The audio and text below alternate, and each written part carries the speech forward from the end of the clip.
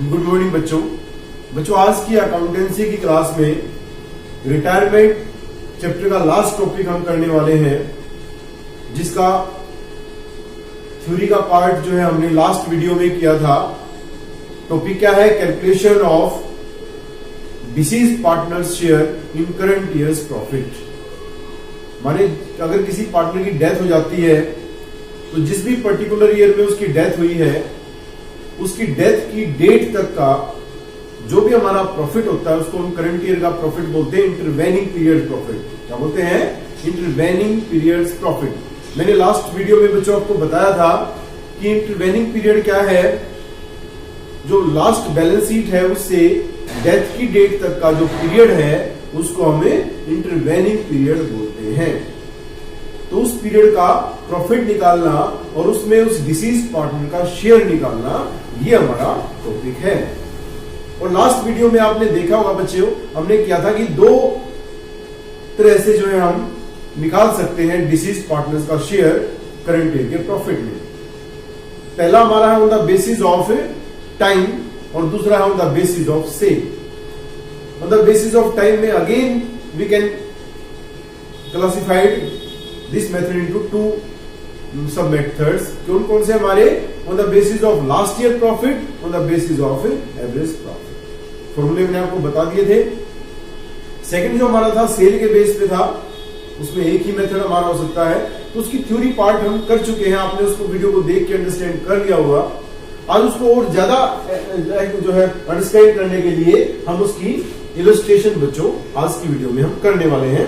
तो सबसे पहली जो इलस्ट्रेशन हमारी है वो है इलस्ट्रेशन नंबर 43।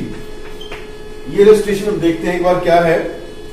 इलस्ट्रेशन में दिया गया है A, B and C are partners in a firm whose books are closed on 31st March each year। माने 31 मार्च को बुक्स को क्लोज कर लेते हैं। A died, A की डेथ हो जाती है किस डेट पे? ऑन 30th जून 2018। 30 जून 2018 को जो है मृत्यु हो जाती है किसकी? A की। And according to the agreement the share of profit of a deceased partner up to the date of the death is to be calculated on the basis of average profit। तो average profit method को हम use करेंगे उसका share निकालने के लिए। कितने दिन का average profit?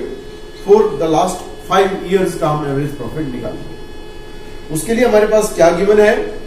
The net profits for the last 5 years have been 2014 के हमारे 14,000, 15 के 18,000, 16 के 16,000, 17 के 10,000 लॉस हमारा हुआ और 18 का 16,000। ये हमारे 5 साल के प्रॉफिट है जिनका यूज करके हम एवरेज प्रॉफिट निकालने वाले हैं। तो calculate as share of the profits up to the date of death and pass necessary journal entry assuming there is no change in the profit sharing ratio of remaining partners. उनकी ratio में कोई change नहीं हुआ है। और there is change in profit sharing ratio of remaining partners, new ratio being 3:2। तो इन दोनों ही case में इसका ट्रीटमेंट क्या होगा हम देखने वाले हैं। तो बच्चों यहाँ पे दो पार्ट में हम इस ट्रीटमेंट को बांट लेते हैं। फर्स्ट हमारा है कैलकुलेशन, माने हम ये निकालेंगे कि डिसीज पार्टनर का करंट ईयर के प्रॉफिट्स में कितना शेयर बनता है, एक चीज। और दूसरा, जब वो शेयर आ जाएगा तो फिर हम क्या करेंगे? उसकी जर्नल एंट्री करेंगे कि वो शेयर किस प्रकार से उनकी कैपिटल में ट्रांसफर किया जाएगा। ठीक है, तो सबसे पहले यहां पे हम कैलकुलेशन कर लेते हैं। हम जानते हैं यहां पे अगर मैं मेथड लिखूं तो न्यू पार्टनर्स, डिसीज पार्टनर कौन है? ए है। फॉर्मूला लिख देते हैं deceased partners, disease share in current years profit. तो फॉर्मूला कल भी आपको बताया गया था। और फॉर्मूला क्या है हमारा? यहाँ पे फॉर्मूला हमारा है एवरेज प्रॉफिट मल्टीप्लाई बाई। अब एवरेज प्रॉफिट पूरे साल का होता है, अपने इंटरवेनिंग पीरियड का निकालना है। इंटरवेनिंग पीरियड डिवाइडेड बाई 12 और multiply by deceased partners share, जो भी शेयर पे इसमें गिवन है। तो ये फॉर्मूला हम यूज करेंगे निकालने के लिए। तो इसमें सबसे पहले हमें क्या चाहिए, हमें चाहिए एवरेज प्रॉफिट। तो एवरेज प्रॉफिट का फॉर्मूला हम जानते हैं, क्या है formula, total profit divided by total years. अब यहां पे प्रॉफिट्स हम ऐड कर लेंगे बच्चों, 14 से लेके और 18 तक के बीच में एक लॉस हमारा 10,000, उसको हमें माइनस कर देंगे। तो ये करने के बाद हमारे पास जो टोटल प्रॉफिट आएंगे वो आएंगे हमारे पास 54,000 और डिवाइडेड बाय कितने इयर्स के हमारे ये 5 इयर्स के।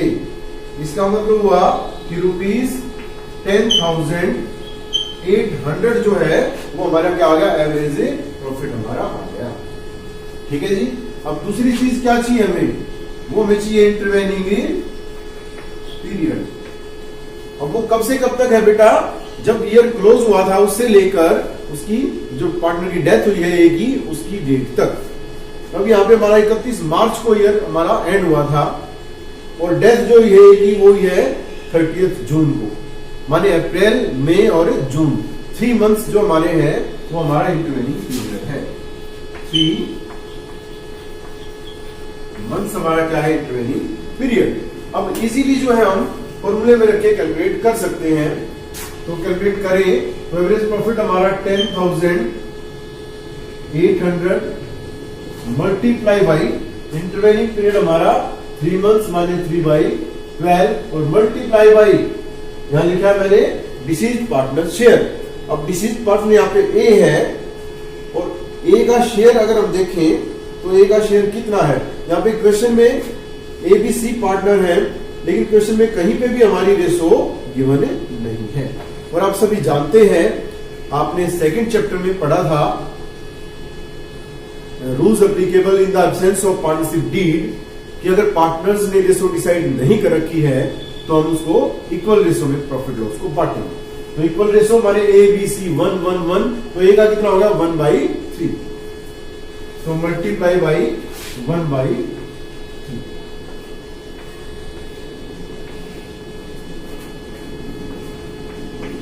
तो 900 जो है वो हमारा क्या आ जाएगा, डिसीज पार्टनर का शेयर हमारा आ जाएगा। यहां तक आपको कोई प्रॉब्लम नहीं आई होगी। इसके बाद क्या करेंगे, हम इसका ट्रीटमेंट करेंगे, माने हम इसकी क्या करेंगे, जर्नल एंट्री करेंगे। अब इसकी जर्नल एंट्री हम करेंगे तो उसके हमारे पास 2 केस है। केस नंबर 1 और केस नंबर 2। केस नंबर 1 क्या कहता है कि पार्टनर्स की रेशो में कोई भी परिवर्तन नहीं आता है, कोई भी जो है डिफरेंस नहीं आता है।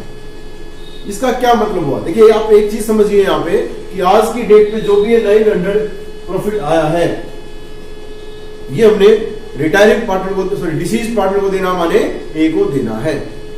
तो ये फर्म के लिए क्या है, लॉस है आज की डेट पे, और उसको eight the end of the year जो भी हमारे प्रॉफिट्स होंगे उसमें से हम इस 900 को क्या कर देंगे, माइनस कर देंगे, या यूं कहिए कि ये लॉस के रूप में हमें जो पार्टनर से ले लेंगे।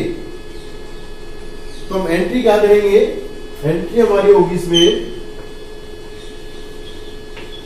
प्रॉफिट एंड लॉस सस्पेंस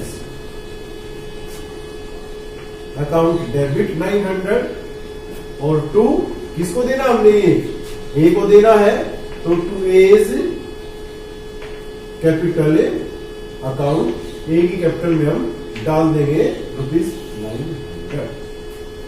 ठीक है बच्चों, हमने सस्पेंस वर्ड क्यों किया है, क्योंकि हमारा एक्चुअल प्रॉफिट नहीं है, वो तो हमारा at the end of the year ही आ सकता है। ये तो हमने एस्टिमेट लगाया है, इसलिए इसको सस्पेंस माना है। और ये हमारा क्या है, फिक्टिशियस एसेट्स कह सकते हैं, हमारी लॉस हमारा है ये, और इसको हम बैलेंस शीट की एसेट साइड में दिखाएंगे। और जब ईयर एंड होगा तो इसको हम क्या कर सकते हैं, राइट ऑफ कर सकते हैं पार्टनर्स की कैपिटल अकाउंट्स में। माने वहां पे हमारी एंट्री जो है वो क्या हो सकती है, partners capital account debit code B और सी और 2 profit and loss suspense account 900। यहां हम वो एंट्री करके नहीं दिखाएंगे क्योंकि अभी हम केवल 30 जून को जो एंट्रीज हमारी होती हैं वही हम कर रहे हैं। पहला केस क्या था कि अगर रेशो में कोई चीज ना हो तो हम इस तरह से एंट्री करें। दूसरा क्या है कि अगर पार्टनर्स आज की डेट पे ही डेथ के डेट पे ही अपनी रेशो भी बदल लें। इसका मतलब क्या हुआ कि आज की डेट में उनकी रेशो अलग है और फिर उनकी रेशो अलग होगी, माने डेथ जो eight the end of the year होगा हमारा तब प्रॉफिट होएगा या लॉस होएगा उसमें वो अलग रेशो से बांटेंगे। तो आप जानते हैं, आपने 3rd चैप्टर में पढ़ा था change in profit sharing ratio कि जब भी रेशो चेंज होती है तो हमें गेन और सेक्रीफाइस से निकालना पड़ता है। और उस केस में हम क्या करते हैं, गेन वाले को डेबिट करते हैं और सेक्रीफाइस वाले को क्रेडिट करते हैं। तो यहां पे भी हमें ऐसे ही करना पड़ेगा और हमें गेनिंग रेशो निकालनी पड़ेगी। कैसे निकालेंगे जी गेनिंग रेशो? हम जानते हैं इजीली, पहले रेशो ही निकाल लेते हैं। हम जानते हैं कि ए, बी और सी पार्टनर थे, 1:1:1 में डिवाइड करते थे। ए जो है वो रिटायर हुआ है और बी और सी की न्यू रेशो इन्होंने क्या डिसाइड करी है, वो करी है 3:2। अब हम आसानी के साथ गेन निकाल सकते हैं। कैसे निकालेंगे हम? B's gain is equal to, gain कैसे होता है, न्यू माइनस ओल्ड। तो न्यू कितनी है 3/5 और माइनस पुरानी कितनी है 1/3। पुराना मतलब सारे शामिल थे। एलसीएम कितना आ गया 15, 5 3 9 माइनस 3 5 5 माने 4/15। अगर हम सी की बात करें तो C's gain is equal to new है 2/5 माइनस 1/3। अगेन 15 एलसीएम, 5 3 3 2 6 माइनस 3 5 5 माने 1/15। तो गेनिंग रेशो कितनी आ गई हमारी?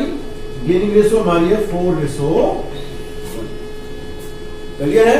तो जो गेनिंग पार्टनर है वो क्या हो जाएंगे हमारे, डेबिट हो जाएंगे। एंट्री क्या होगी हमारी केस नंबर 2 में, बी और सी गेन कर रहे हैं तो बीज capital account debit, seize capital account debit और 2 सेक्रीफाइस किसने किया है, जो गया है, जिसकी डेथ हुई है ए, तो 2 इज कैपिटल अकाउंट। अब ए का शेयर कितना था हमने निकाल रखा है 900। अब इस 900 को ये किस रेशो में बांट लेंगे 4:1 जो कि इनकी गेनिंग रेशो है। और ये हमारा आ जाएगा, जब बांटेंगे इसको हम तो 720 और 150। तो इस प्रकार से हमारा क्वेश्चन सॉल्व हो जाएगा। तो आपको यही ध्यान रखना बच्चों, पहले आप कैलकुलेट करेंगे, उसके बाद आप ये देखेंगे कि रेशो हमारी चेंज जो रिमेनिंग पार्टनर्स उन्होंने करी है कि नहीं की है। अगर नहीं करी है तो एंट्री होगी profit and loss suspense account debit to deceased partners capital account. अगर वो रेशो चेंज करेंगे तो we have to calculate gaining ratio और फिर हम जो है गेनिंग रेशो में उसको हम बांटेंगे। प्रॉफिट एंड लॉस सस्पेंस की बजाय हम गेनिंग पार्टनर्स की कैपिटल को ही डेबिट करते हैं।